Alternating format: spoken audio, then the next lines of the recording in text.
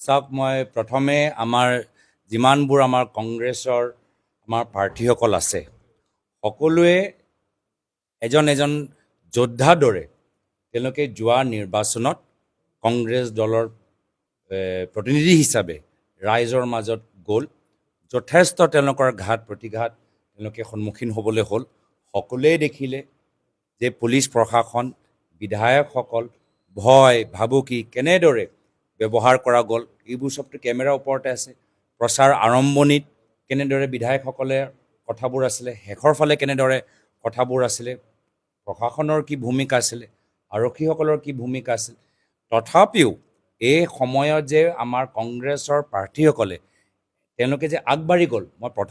প্ৰথমতে তেওঁলোকক শুভেচ্ছা দিবলৈ বিচাৰিছোঁ আৰু কৃতজ্ঞতা দিবলৈ বিচাৰিছোঁ আজি এজন গাঁৱৰ এজন যুৱক বা যুৱতী বা এজন প্ৰাৰ্থীৰ বাবে ইমান সহজ নাছিল যোৱা পঞ্চায়ত নিৰ্বাচন ইয়াৰ আগতেও বিভিন্ন নিৰ্বাচন আমি সকলোৱে দেখা পাইছোঁ কিন্তু এনেকুৱা পৰিস্থিতি আমি সন্মুখীন হোৱা নাই আৰু এই সময়ত তেওঁলোকে যিদৰে আগবাঢ়ি গ'ল মই তেওঁলোকক শুভেচ্ছা দিছোঁ যিসকল জিকি ওলালে মই তেওঁলোকক আৰু মোৰ মৰম যাচিছোঁ আৰু সকলোকে আমি কৈছোঁ যে আমি আগবাঢ়ি যাম আৰু আপোনালোকৰ প্ৰশ্ন এই প্ৰশ্নতে উত্তৰ লুকাই আছে যে ৰাজনীতিত কোনো এটা পৰিস্থিতি সদায় কাৰণে স্থিৰ নাথাকে এক বছৰ আগত ইয়াত আমাৰ উজনি অসমত পৰিৱেশটো বেলেগ আছে এক বছৰ পিছত আজি বৰ্তমানৰ সময়ত পৰিৱেশটো বেলেগ অহা বছৰ যে আকৌ সলনি হ'ব পাৰে এইটোতো ইয়াত আমি প্ৰমাণ পাই গ'লোঁ যিহেতু এক বছৰ ভিতৰতে আপোনালোকৰ কোৱাৰ দৰে য'ত আমি বিভিন্ন পঞ্চায়তত আমি লোকসভা সময়ত আমি জয়লাভ কৰিলোঁ আজি এক বছৰ পিছত ৰাজনৈতিক পৰিস্থিতি সলনি হৈছে একেই সেই শৃংখলাত অহা বছৰো হ'ব পাৰে কিন্তু আমি বহুতখিনি আমি কথা ইতিমধ্যে আমি জানিব পাৰিছোঁ আমি যোৱাকালিৰ পৰা আমি বিভিন্ন প্ৰাৰ্থীসকলৰ লগত আমি কথাবোৰ পাতিবলৈ আৰম্ভ কৰিছোঁ আৰু প্ৰাৰ্থীসকলেও নিজৰ কথাবোৰ মুকলিকৈ আমাক জনাইছে কি কৰাটো ভাল কি কৰিলে আৰু ভাল হ'বগৈ তো এতিয়াও আমি কেনেদৰে আগবাঢ়ি যাব পাৰোঁ তাৰ বাবে আমি এটা ৰণকৌশল আমি দেখা পাইছোঁ আমি এটা ৰোড মেপ এটা পৰিকল্পনা আমি দেখা পাইছোঁ আৰু সেইকাৰণে আমাৰ কাৰণে এটা ভাল ইংগিত যে আমি ক'ত যাব লাগে আমি এদিনৰ ভিতৰতে আমি গম পাই গৈছোঁ যে নিজকে আমি কেনেদৰে শুদ্ধ কৰিব লাগে আৰু এই ক্ষেত্ৰত আজি গাঁৱৰ মানুহ তেওঁলোকে আজি যি আস্থা লৈ আজি বৰ্তমান বিজেপিৰ দলটোক সমৰ্থন কৰিছে মই আশা কৰোঁ যে তেওঁলোকৰ আস্থা বিনিময়ত কামখিনি হ'ব লাগে এতিয়া এই বহুতে আশা কৰে যে যিদৰে আঁচনি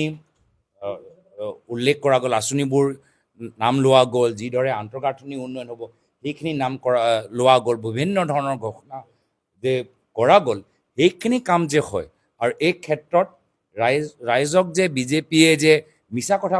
কৰা নাই বা কোৱা নাই বা বিশ্বাসঘাতকতা কৰা নাই এই ক্ষেত্ৰত কংগ্ৰেছ দলে এটা নিৰ্ণায়ক ভূমিকা গ্ৰহণ কৰিব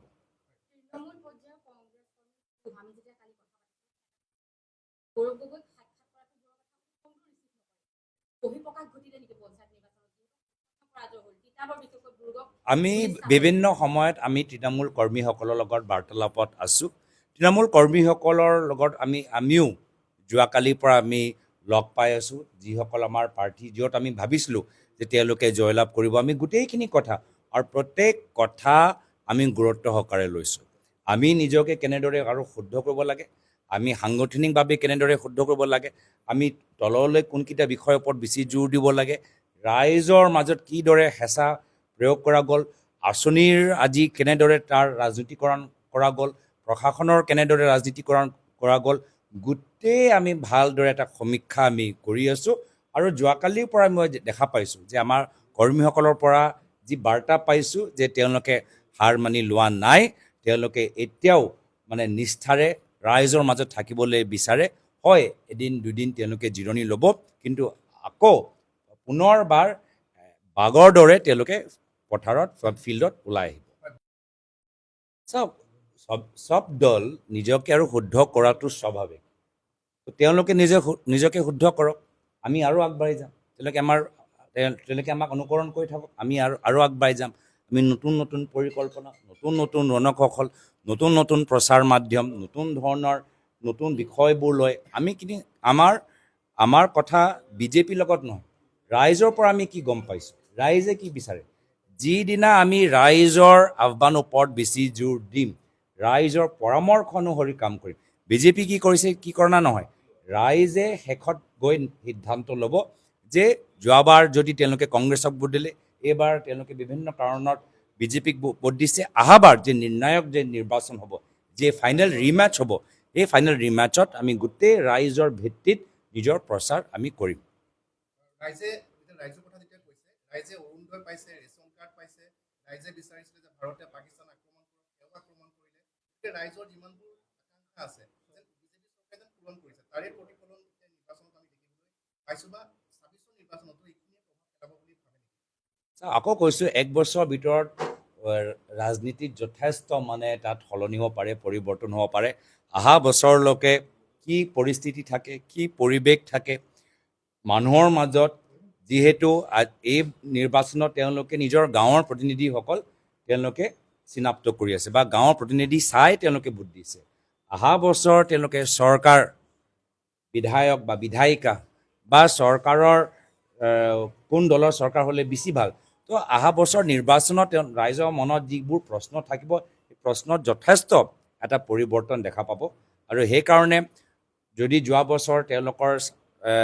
ভোট দিয়া সময়ত ভাবিছিল যে সাংসদজন কেনেদৰে হ'ব লাগে বা বিজেপিক কিমান আসন দিলে ভাল হ'ব, কংগ্ৰেছক কিমান শক্তিশালী কৰিব লাগে, এইবাৰ তেওঁলোকৰ গাঁও উন্নয়ন, গাঁৱৰ পৰিস্থিতি চাই কৰিছে। তো অহা বছৰো তেওঁলোকৰ পৰিস্থিতি বা কি প্ৰশ্ন নিজকে সুধি তেওঁলোকে ভোট দিব, তাৰ ভিতৰত যথেষ্ট সলনি হ'ব। আৰু সেইকাৰণে মই ৰাইজৰ বিবেকটো মই যথেষ্ট সন্মান কৰোঁ আৰু মই আশাবাদী যে আমি ৰাইজৰ বিবেকৰ ওপৰত নিৰ্ভৰ কৰি এটা ভাল কাম আৰু নিজকে শুদ্ধ কৰিবলৈ, সংশোধন কৰিবলৈ অহা এক বছৰৰ ভিতৰত যথেষ্ট সময় আমি কৰিব পাৰিম। আমি বিশ্লেষণটো যোৱাকালিৰ পৰা আৰম্ভ কৰিছোঁহে। আমি বিভিন্ন ঠাইত আমি চবতে আমি যামগৈ আৰু সকলোৱে নিজৰ নিজৰ দায়িত্ব ল'বই লাগিব। আবাৰ সাংগঠনিক ভিত্তিত দায়িত্ব ল'ব লাগিব, বিধায়কসকলৰ দায়িত্ব ল'ব লাগিব, সাংসদসকলক দায়িত্ব ল'ব লাগিব, নেতৃত্বক দায়িত্ব ল'ব লাগিব, আমাৰ ৰণসকল দায়িত্ব ল'ব লাগিব, গোটেইখিনি আমি কৰিব লাগিব। কিন্তু কোনকেইটা আমি কেনেদৰে শুদ্ধ কৰাটো ভাল, খালি ডায়েগন'চিছ কৰিলেতো নহ'ব। আমি ডায়েগন'চিছৰ পিছত প্ৰেছক্ৰিপশ্যনটো ল'ব লাগিব যে শুদ্ধ কেনে, আমাৰ পৰামৰ্শটো ল'ব লাগিব। আমি পৰামৰ্শখিনি লৈ আছোঁ আৰু এই ক্ষেত্ৰত ন' ডাউট আমাৰ ৰিজাল্ট যিদৰে আমি আশা কৰিছোঁ, যিহেতু প্ৰচাৰৰ সময়ত ৰাইজৰ মাজত পৰা যি বাৰ্তা আমি পাইছিলোঁ, এইটো যথেষ্ট আমাৰ কাৰণে এটা শুভ লক্ষণ আছিলে। এনেধৰণৰ ফলাফল প্ৰচাৰৰ সময়ত আমাৰ সভাত যদি মানুহবোৰৰ উৎসাহ আপোনালোকে দেখা পায়, কৰ্মীসকলৰ উৎসাহ দেখা পায়, এই ধৰণৰ ফলাফলৰ লগত যথেষ্ট ডাঙৰ অন্তৰ আছিলে। প্ৰচাৰৰ সময়ত মানুহৰ মাজত যিদৰে আমাক স্বাগতম জনাইছিল, যিদৰে মানুহৰ একদম হিলদোল ভাঙি তেওঁলোকে ওলাই আহিছিল, সেই সেই পৰিৱেশটো যথেষ্ট বেলেগ আছিল। আৰু সেইকাৰণে গোটেইখিনি কথা আমি মাত্ৰ যোৱা এদিন, দুইদিন, এক মাহ, দুমাহ নহয়, যোৱা ৬-৭ মাহৰ পৰা আমি কেনেদৰে এই পঞ্চায়ত নিৰ্বাচনৰ বাবে আৰু নিজকে প্ৰস্তুত কৰিব পাৰিলোহেঁতেন, গোটেইখিনি কথা অধ্যয়ন কৰাটো ভাল। জিলা ভিত্তিত, পঞ্চায়ত ভিত্তিত আৰু পিছত গৈ প্ৰদেশ ভিত্তিত। এতিয়া আকৌ কৈছোঁ যে এই সময়ত আমি ফলাফল যোৱাকালি বা সম্পূৰ্ণভাৱে ওলাইছে। লগে লগে আমি এই ক্ষেত্ৰত যদি আমি গোটেই সমীক্ষাটো ভালদৰে নকৰোঁ আৰু লগে লগে আমি আগবাঢ়ি যাবলৈ বিচাৰোঁ, তেতিয়া আমি শুদ্ধ পথেৰে আমি আগবাঢ়ি যাব নোৱাৰোঁ। তো সেইকাৰণে প্ৰথমতে আমি আমাৰ প্ৰাৰ্থীসকল, আমাৰ বিভিন্ন জিলাৰ পৰা আমি ৰিজাল্টবোৰ লৈ, ভোটিং পেটাৰ্ণবোৰ চাই, আমাক অলপ ভালদৰে আমি সমীক্ষা কৰিলে আমি ভাল এটা উত্তৰ বা ভাল পৰিকল্পনা সৃষ্টি কৰিব পাৰিম। মানে বেছি জল্দিকৈ কৰিবলৈ বিচাৰিলে, বেছি খৰকৈ কৰিবলৈ বিচাৰিলে এতিয়া ক'ৰবাত আমাৰ আকৌ এটা আমি ভুল ধৰিব পাৰোঁ। এতিয়া আমাৰ ওচৰত এক বছৰ আছে, এক বছৰৰ ভিতৰতো যথেষ্ট কাম হ'ব পাৰে। আৰু এই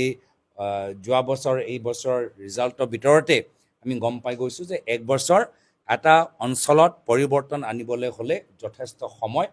যিদৰে বিজেপিয়ে তেওঁলোকে নিজকে যোৱা বছৰৰ তুলনাত শুদ্ধ কৰি এইবাৰ তেওঁলোকে যোৰহাট, উজনি অসমত ভাল কৰিব পাৰিলে, সেই একেই আমিও এই এক বছৰৰ ভিতৰতে নিজৰ স্থিতি ভাল কৰি অহা বিধানসভা নিৰ্বাচনৰ কাৰণে আমি আকৌ ৰিমেচৰ কাৰণে এইবাৰ আমি ৰাউণ্ডটো আমি